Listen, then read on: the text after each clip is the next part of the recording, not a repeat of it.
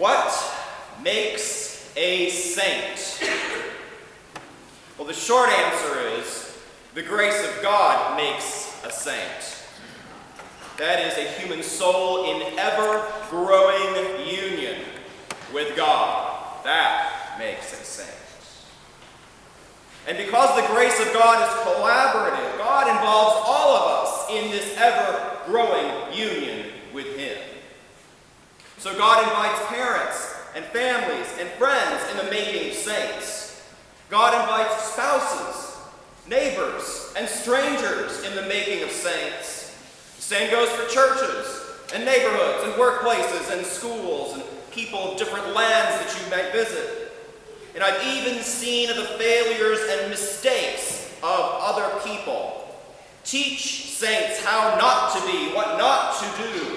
And oddly enough, that is also in the process of making saints. I could share with you stories of people that I have known who have been saints in their communities. I could share with you stories of people inspired to trust in Jesus through the faith of others. Instead, I want to share with you a story of a missed opportunity in the making of a saint. It is a story of mine.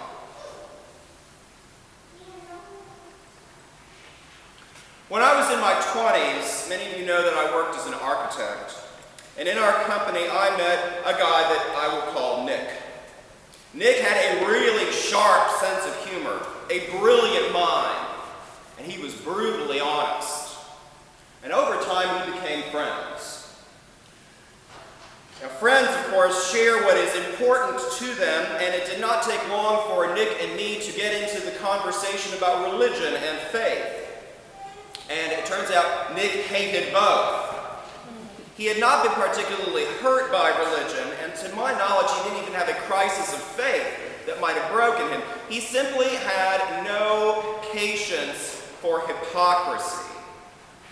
He saw religious hypocrites as he was growing up, and he felt very strongly that this was no way to live. He saw no point in appealing to some impossible ideals about religion when it obviously did not change people. Nick was African American, and his candor was eye-opening when we talked about race in our country. He had nothing politically correct to say about anybody, and for me, that was really liberating. He did not hide the fact that racism made him deeply angry. And he illuminated many of my blind spots about race and class and culture and power. I left the architectural profession when I was 28 so that I could go to seminary. And I met with Nick a few times thereafter. He was no longer at our firm, I was no longer there, so I could come out to Nick. I could tell him about my partner and our first son, and I could tell him about my hopes as a priest in the making. And even though he had a big mouth, Nick was an excellent listener, and I never felt him judge me in any way. So here's the point of this story. The last few times that Nick and I met, there was something I saw in him that I really wanted to share, but I never did. What I wanted to say to him was this: Nick, you would make an amazing Christian. You would make an amazing, truly astonishing Christian. From knowing him, I could imagine him as the kind of Christian who shook up other Christians out of their complacency. I could see him as a constructive conversation partner with other people on those difficult topics of race and class and power. And I could sense that the good news of Jesus crucified and risen would show forth not only the toughness of God, but also the tenderness of God in Nick's soul.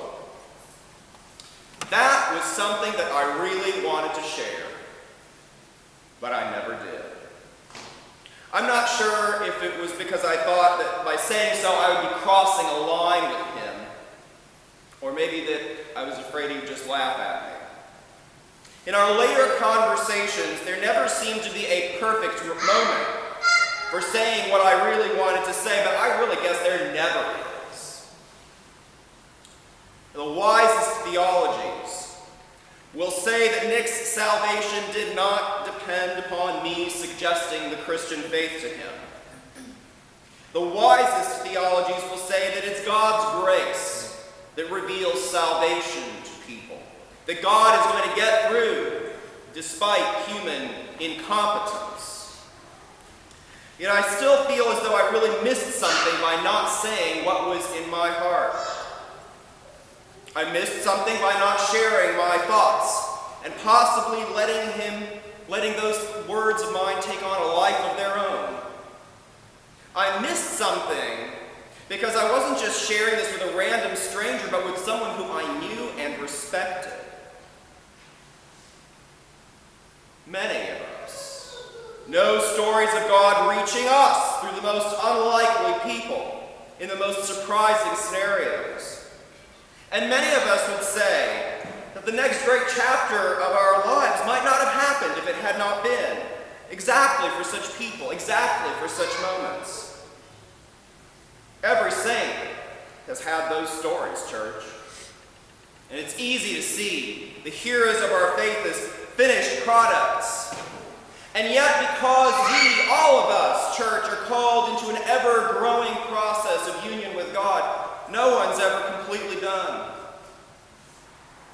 This story that I shared with you, yes, it was about a missed opportunity to make a saint, to sense the ever-growing life and union with God in the human heart. And I'm not so sure it was a missed opportunity for Nick, but it was definitely a missed opportunity